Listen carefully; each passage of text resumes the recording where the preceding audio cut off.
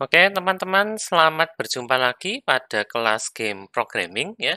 Kali ini pada pertemuan kedua, kita akan mulai masuk ke dalam 2D game programming. Ya, jadi kemarin kita sudah mempelajari tentang Unity, cara membuat project, kemudian user interface-nya Unity sendiri ya, menambahkan background dan menambahkan player. Ya, kita juga sudah bisa menggerakkan playernya. Nah, sekarang kita akan lanjutkan gamenya supaya lebih menarik lagi ya. Pada pertemuan kali ini kita akan membahas 3 topik. Yang pertama adalah tentang trigger ya, dan deteksi tabrakan atau collision. Yang kedua adalah sistem health ya, secara sederhana saja. Nanti kita akan pasang ke pemain dan ke musuhnya si guritanya tadi ya. Yang ketiga adalah menghapus dan memunculkan game object melalui script. Ya, jadi kalau selama ini kita selalu meletakkan game objeknya pada scene secara langsung, ya. Pada pertemuan ini kita akan mencoba bagaimana caranya memunculkan sebuah game object. Misalkan untuk peluru, ya, peluru itu harus dimunculkan ketika pemain menekan tombol tertentu, misalkan kontrol kiri atau spasi atau klik kiri, ya. Sementara itu, kita juga akan mencoba menghapus sebuah game object melalui script, yaitu misalkan pada saat sebuah peluru pemain itu bertabrakan dengan si pulpinya. Nah, sebelum itu kita lihat dulu hasilnya kemarin, ya. Ini hasilnya kemarin, playernya sudah bisa gerak, kemudian pulpinya juga bisa gerak dari kanan ke kiri, ya, seperti ini. Nah, tapi mungkin ada satu hal yang teman-teman rasakan ya ketika menjalankan yang kemarin dan kebetulan player serta pulpinya berada pada satu garis yang lurus. Ya, hasilnya seperti ini. Nah, ketika mereka bertabrakan, maka terjadi reaksi ya antara pulpi dan playernya. Ya, reaksinya adalah mereka berputar seperti ini. Nah, untuk mencegah hal tersebut, ya supaya ketika player bertabrakan dengan pulpi tidak ada reaksi secara berputar seperti itu, maka kita akan betulkan sedikit. Ya, pada rigid body player maupun pulpi, saya akan kerjakan di player dulu. Ada sebuah setting, namanya adalah constraint. Ya, kemudian di sini ada freeze rotation. Nah, ini digunakan untuk mencegah sebuah game object atau sebuah rigid body itu berotasi ketika bereaksi dengan rigid body yang lainnya. Ya, jadi ini silakan diaktifkan. Ya, di player, di pulpi saya juga akan aktifkan freeze rotation set. Lalu kita lihat apa yang terjadi sekarang.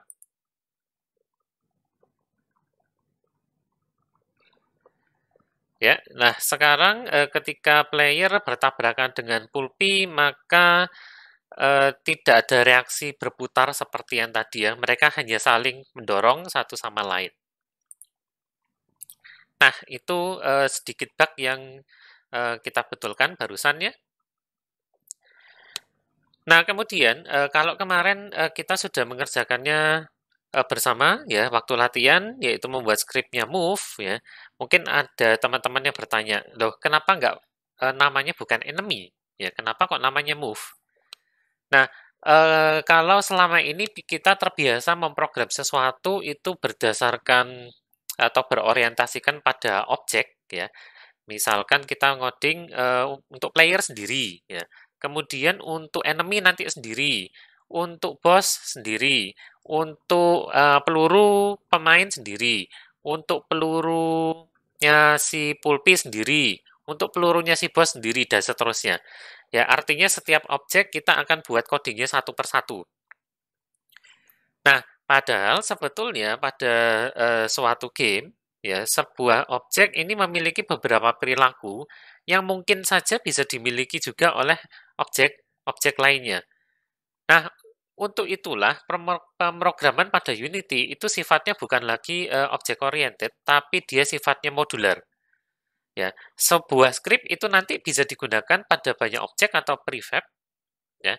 Dan satu script ini biasanya akan mewakili perilaku atau behavior dari sebuah game object ya. Itu sebabnya kenapa Unity ngasih nama superclass kita adalah mono behavior ya, karena konsepnya berangkat dari situ. Satu buah game object itu memiliki perilaku atau behavior tertentu. Ya, jadi misalkan perilakunya adalah bisa bergerak atau move. Ya, kalau player kita biasanya memang membiarkan namanya tetap player karena ya pemain cuma ada satu di scene kan ya. Jadi tidak masalah ya. Perilaku lain punya health misalkan atau perilakunya bullet nanti dan sebagainya. Ya, jadi kemarin saya membuat script namanya move ya. Ini kemarin sudah dijelaskan juga ya waktu latihan. Y-nya saya nolkan. Di sini kebetulan ini 10, artinya nanti pulpinya bisa gerak naik ke atas ya. Tapi kalau dinolkan, ya terutama kalau kita setnya di sini, nah seperti ini, negatif 10 untuk X dan 0 untuk Y, maka si pulpinya hanya gerak ke kiri. Nah, script move ini nanti juga akan kita gunakan untuk peluru, baik pelurunya pemain maupun pelurunya pulpi dan pelurunya bos juga.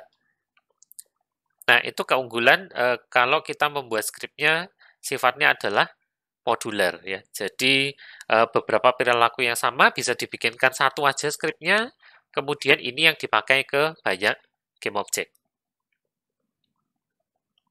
Ya, ini tadi. Kemudian nanti silakan dicoba sendiri ya. Ada prinsip yang berbeda antara memberikan kecepatan pada rigid body, di fix update, dan di start. Ya. Secara ringkas, karena start itu hanya dijalankan sekali, berarti kita mengatur kecepatan sebuah game object itu hanya sekali, ya, yaitu pada saat objek tersebut muncul di scene. Ya, sementara kalau kita memberikannya di fix update, ya artinya adalah kita mengatur kecepatannya selalu konstan. Karena fix update ini ingat dia akan dipanggil secara rutin. Ya, nanti silakan dicoba sendiri apa bedanya. Ya, ini scriptnya move yang kemarin.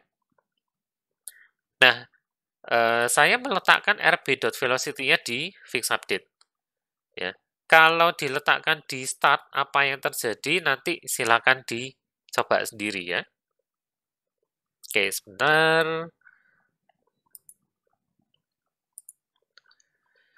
Nah, berikutnya kita akan mulai mencoba untuk membuat pelurunya ya, tapi ini adalah introduction dulu ya tentang apa yang akan kita lakukan pada pertemuan kali ini ya. Jadi setelah ini kita akan membuat peluru ya, teman-teman bisa simak di video selanjutnya ya. Jangan kemana-mana dulu.